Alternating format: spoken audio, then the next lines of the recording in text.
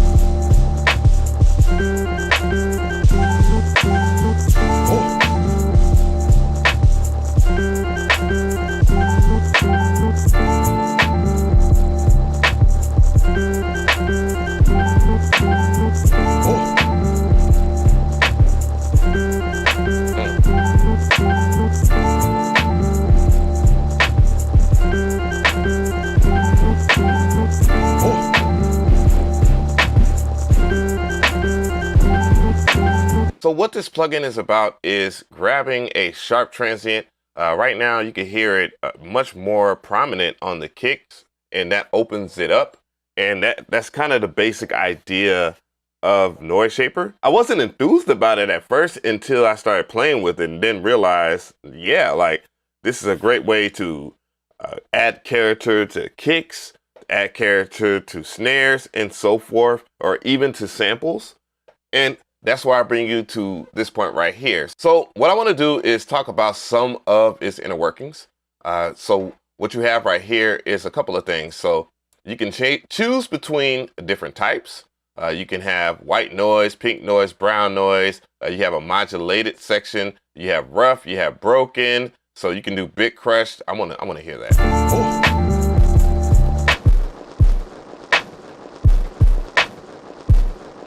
And I have the mix down to like 50%. I can change the threshold so I can catch the snare.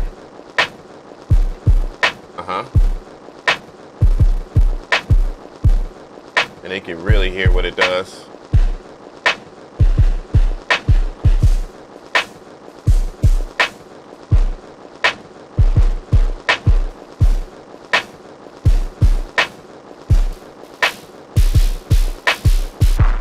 If you catch my drift, what I'm doing, I'm adding it to the drums for this purpose right here. A lot of the times we work with about the same samples because we're used to a sample giving us the snap or the type of vibe that we want to our production. And what Noise Shaper can do is add extra transients to an existing kick, snare, drum, sample, and so forth. So here's the new project. I'm gonna go ahead and play the track. Shaperbox isn't on, or I turned the mix down actually, and I have it on the drum track. So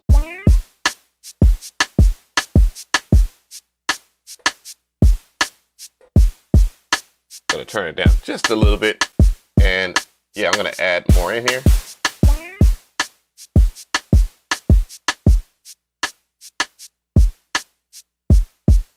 All right. So what I'm going to do is go ahead and add this just to the snare because I could do that in Ableton Live. So here we are. I'm going to type in Shaperbox. Boom. And let's pull that up real quick. Shaperbox 2, and drag this over to the snare that's in this track. Now it's only on the snare track. And let's go with, I don't know, let's go with vinyl or cassette.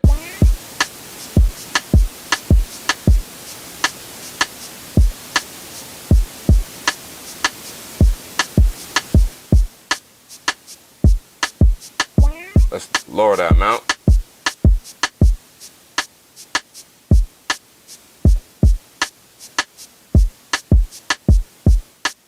So it's right on the snare.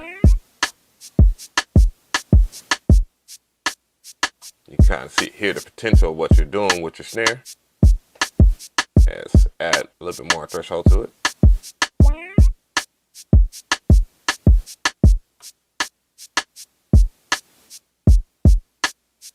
And build it from here.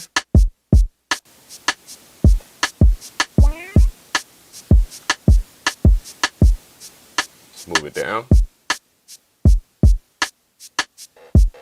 All right. So I have an instance of Shaperbox 2 just on the snare because I could do that in Ableton Live. And what I did was I brought down the threshold to this area right here. If you dictate this line, you can, and by the way, I'm using basic, that is. So, you know, I can just raise it, lower it, and then I can have a, you can hear the noise on the snare. What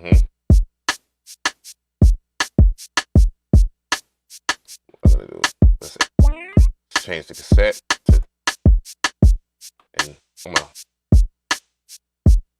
raise the amount.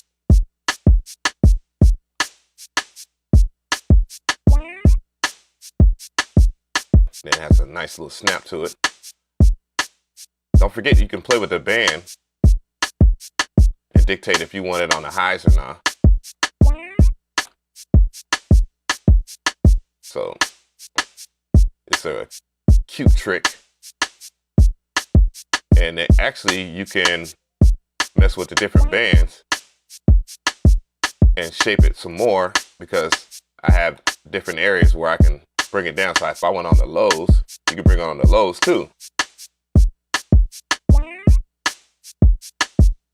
So if you saw what I did with the band area alone, you can see if I click on it, I can dictate what noise goes where in which frequency. And to me, that's an awesome move because, hey, maybe I want this type right here. I want white noise at the high end.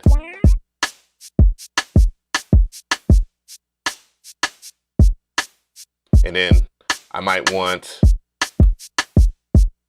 airwaves. Matter of fact, let's hear airwaves where the vintage tape is. Thank you for the sub. Independently, you can have any kind of lo-fi on any kind of band. Name me another plugin that does that. Leave a comment below. I'm waiting on it. I'm just saying. All right, so back to the track here. Again, I have it on the snare, and I can, let's go ahead and hear the track in its full capacity.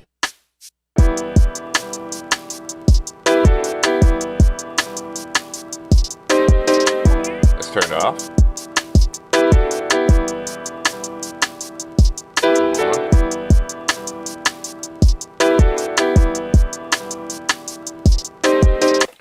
Now, you can do different parameter switches too, just with MIDI. That's not something I want to do in this video. I want to save that for another video because I'm actually very impressed with this, if you can tell. You can change the length of this too. Like if you want, you know, the lower frequencies to be at 1/4, and you can see that the sequence, like when it's going through the sequence as faster, it's in 1/4. Let's see, in triplets that is, and do 2 bars. Let's go ahead and try that.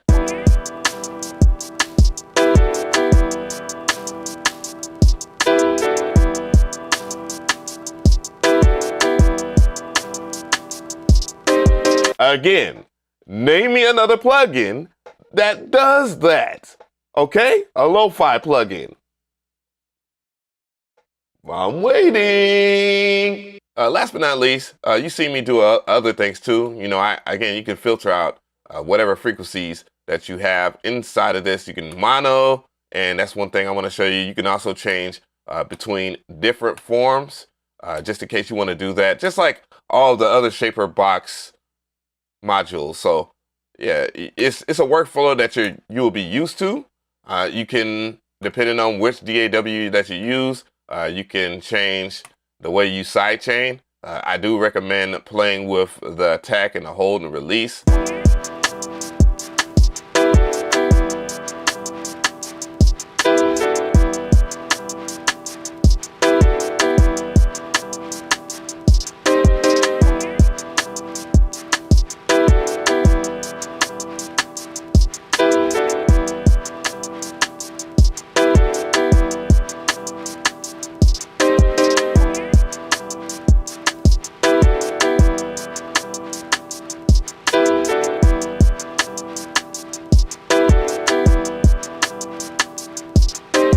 So, tell me how you feel about this video. I definitely want to hear from you guys in the comments section.